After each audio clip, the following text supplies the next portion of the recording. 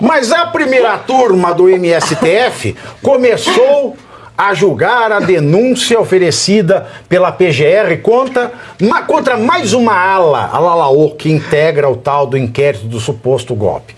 O chamado Núcleo 4, formado por 7 pessoas, sendo 5 militares, um agente da Polícia Federal e um engenheiro.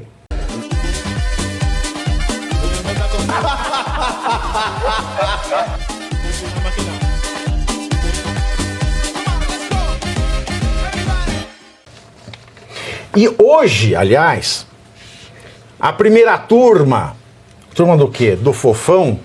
Não sei, pode ser, talvez pelo pacto satânico. Se a gente pegar a sessão da primeira turma e tocar ao contrário, deve ser a mesma coisa que o Cãozinho Xuxo. Mas a primeira turma do MSTF começou a julgar a denúncia oferecida pela PGR contra mais uma ala, a Lalaô, que integra o tal do inquérito do suposto golpe. O chamado Núcleo 4, formado por 7 pessoas, sendo 5 militares, um agente da Polícia Federal e um engenheiro. Esse grupo é acusado de atuar na produção e disseminação de desinformação e ataques ao sistema eleitoral.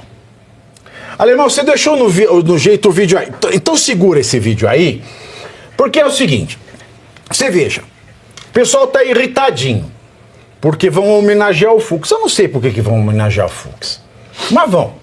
E o pessoal ficou irritado. O pessoal, quem já falei, no mínimo 8, já dei o nome aqui. Pois bem, eles estão irritados no dia que o STF está julgando, fazendo julgamento da admissibilidade, ou seja, se admite ou não, ai que mistério, será que vai admitir, será que não vai admitir, a denúncia contra o 4º grupo de denunciados de liderar, né, o tal golpe de Estado.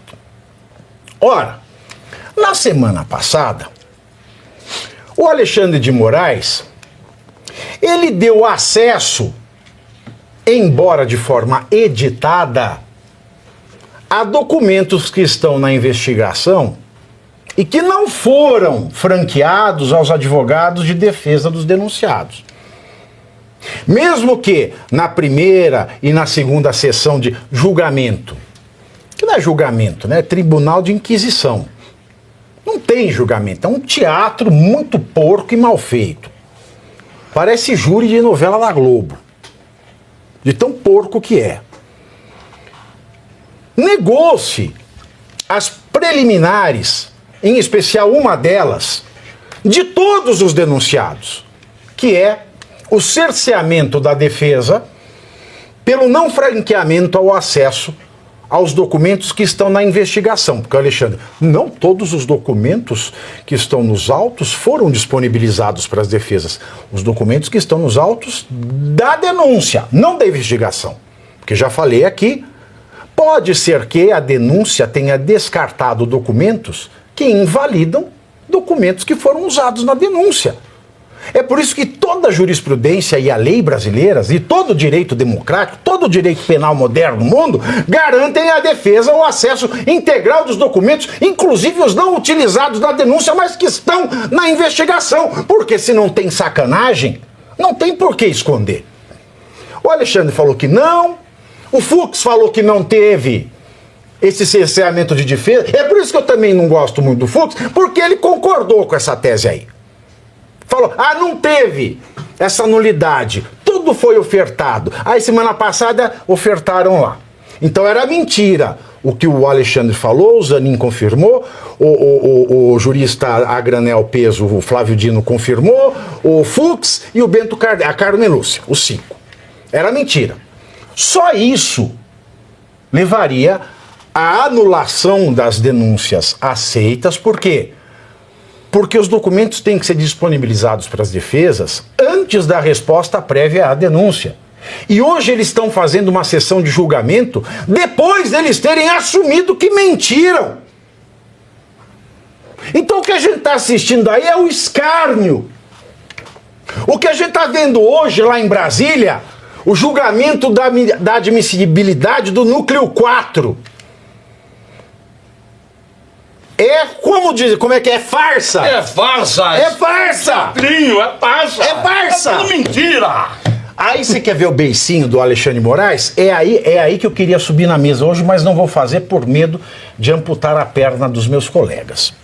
Meu osso não cola mais. O Alexandre de Moraes fez beicinho. Quer ver o beicinho dele? Cadê? Solta o beicinho do Moraes. Eu fico extremamente magoado, porque quando surge, por exemplo, o nome do ministro Fux, ninguém pede a suspeição dele. Quando surge o meu nome, são 868 pedidos de suspeição. Então, na verdade, suspeito é quem está pedindo uma suspeição, é impressionante. Agora eu queria ver Ele tá a magoado. reação do Zacarias ao beicinho do Alexandre. Roda o vídeo de novo. Alemão? Alemão. Alemão. Mão de Eu fico paraíso. magoado, porque quando surge, por exemplo, o nome do ministro Fux, ninguém pede a suspeição dele. Quando surge o meu nome, são 868 pedidos de suspeição. Então, na verdade, suspeito é quem está pedindo uma suspeição, é impressionante. É fria, Didi. Calma, Xandão, que eu te arrumo minha peruquinha. Ou então você pede pro Fux, que ele usa peruca.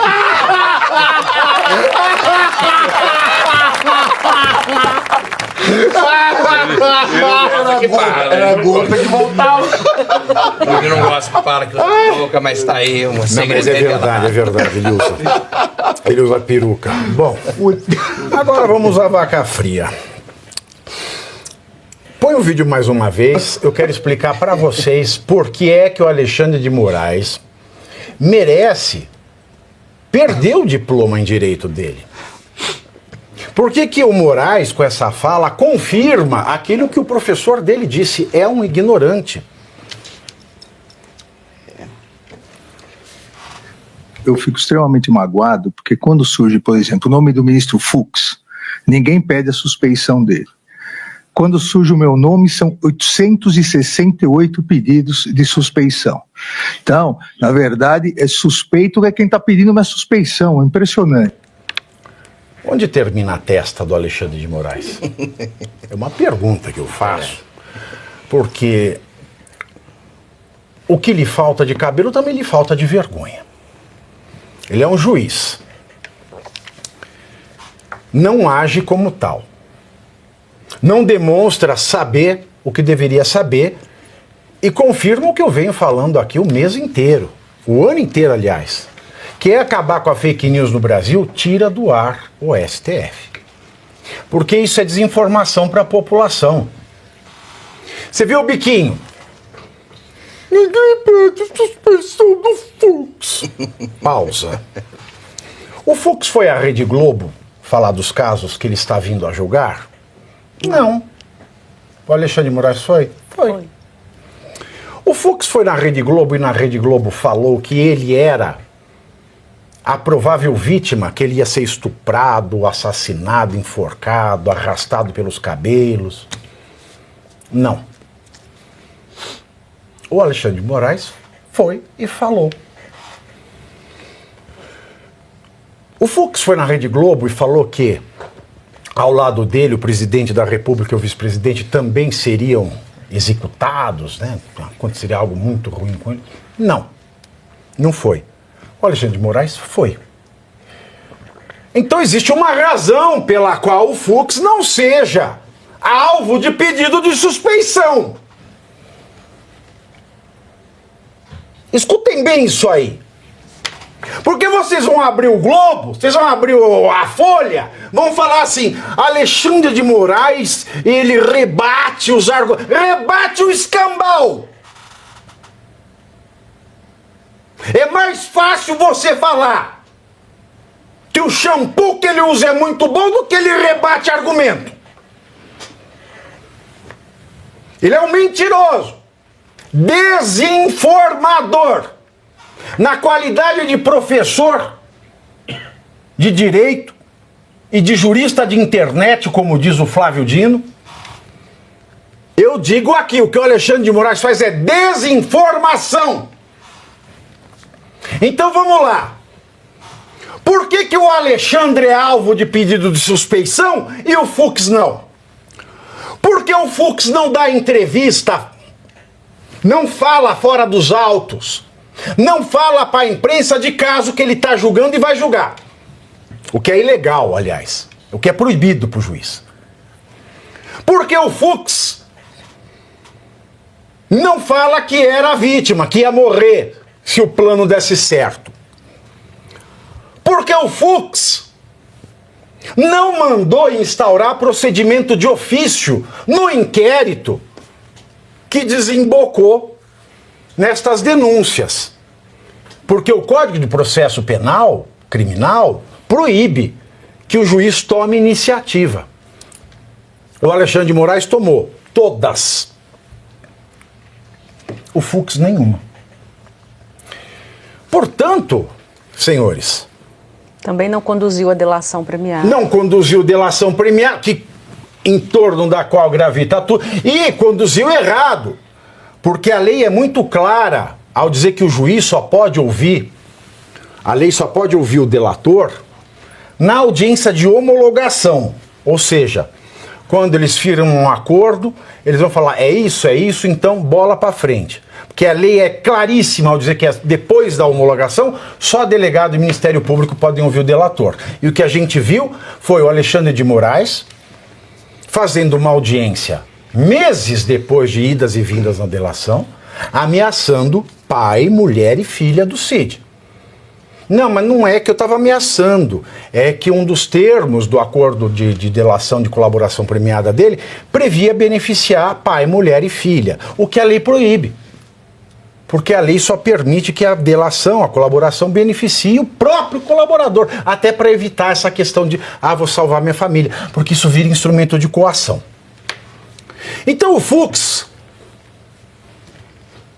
para quem quer ver como o Alexandre de Moraes, juridicamente é um pilantra. Pilantra. Não tem outra palavra, é pilantra. Quem fala isso com os títulos acadêmicos que tem, é pilantra. Um professor titular da Universidade de São Paulo que fala isso é pilantra. É pilantra. É pilantra. Da mesma maneira que ninguém pode falar, desculpa, eu não cumpri a lei porque eu não conhecia, menos ainda pode um ministro do Supremo, um professor titular da Faculdade de Direito da USP. Porque se diz que não sabia é pilantra. E porque se faz o contrário do que a lei manda é pilantra. Porque para mim quem contraria a lei é pilantra. Aí ele usa a retórica porca, rasteira, barata e pilantra como ele, dizendo o seguinte, veja, 886, coisa assim, 800 e poucos pedidos de denúncia contra mim e nenhum contra o Fux. Bom, a razão de não ter contra o Fux tá claro, né? Tem menos empecilho pra gente entender isso do que cabelo na sua cabeça. Agora, a retórica pilantra, a malandragem na fala. Tem 886, 800 e pouco pedidos de suspeição contra mim e nenhum contra o Fux. E isso, esse número, então, ele faz com que, ou seja, ele prova que eu não sou suspeito. Que suspeitos são esses 800 e pouco que estão pedindo minha suspeição. Aí você para e pensa na bobagem, num atestado de burro. Ai, que burro, dá zero pra ele. Total. Burro. Burro com B de bastante. Por quê? Ora, ele está num julgamento de aceitação de denúncia. O denunciado que fala na sua defesa, ele não é só suspeito, ele é mais que suspeito, ele é denunciado. Ele já passou da fase de suspeito, ele é muito mais que suspeito. Então é óbvio que o que a defesa do denunciado fala é uma fala de um suspeito. Basta ter feito caminho suave na infância para entender isso. Agora, quando um juiz do STF, um ministro que deve ter notável saber jurídico, não consegue entender vovô viu a uva, meu filho, nós estamos indo pro quinto dos infernos. Quer dizer, então, que esses 800 e pouco é que são suspeitos. Sim, todos eles são suspeitos. Tanto é que são denunciados e daqui a pouco vão virar réus. E tem mais ainda. É óbvio que a defesa é suspeita. Ela é suspeita de querer a absolvição do réu a qualquer custo. A qualquer custo, não, dentro das normas jurídicas. Quem não pode ter lado num processo é o juiz, que é coisa... Eu não vou falar Vossa Excelência, porque excelência, chamar isso de excelência é um pecado à língua portuguesa. É um pecado à semântica. Filólogos jamais me perdoarão chamar isto aí de excelência. Que isto é uma topeira. Topeira! Topeira com poder. Topeira de revólver. Topeira com monopólio da violência. Porque é claro que o advogado de defesa do réu é suspeito de querer favorecer o réu. Agora, quem não pode ser suspeito de ter favoritismo é o juiz. Então tá aí. Isso é o exemplo de desinformação, desonestidade intelectual, maldade e desumanidade, para que fique muito claro, que não há justiça no país, enquanto na última instância tiver uma topeira falando uma barbaridade dessa. Pronto. E você aí já está preparado para ter todos os argumentos para dizer que Marx não foi um cara legal, para dizer que o comunismo não é um lugar para diversidade, para desmontar essa grande fake news histórica da esquerda, que é repetida por nossos professores de história, de geografia, de sociologia, que é repetida nas universidades, que é repetida nos livros.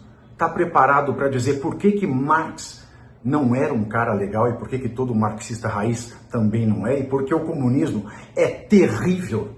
Você já leu Nos Anais de Marx? Pois é, aqui nesse livro você vai encontrar tudo o que você precisa saber para responder aquele sabichão que diz que Marx é um cara legal. Pois não é. Leia agora Nos Anais de Marx, a trolha do comunismo transviado para encaçapar idiotes. À venda em todas as livrarias do Brasil, pelo site ou nas lojas físicas. Não deixe de ler.